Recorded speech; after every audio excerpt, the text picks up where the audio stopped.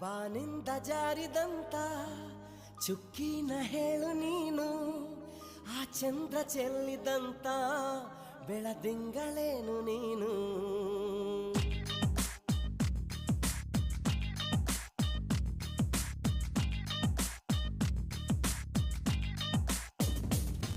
ಬಾನಿಂದ ಜಾರಿದಂತ ಚುಕ್ಕಿನ ಹೇಳು ನೀನು, ಆ ಚಂದ್ರ ಚೆಲ್ಲಿದಂತ ಬೆಳದಿಂಗಳೇನು ನೀನು.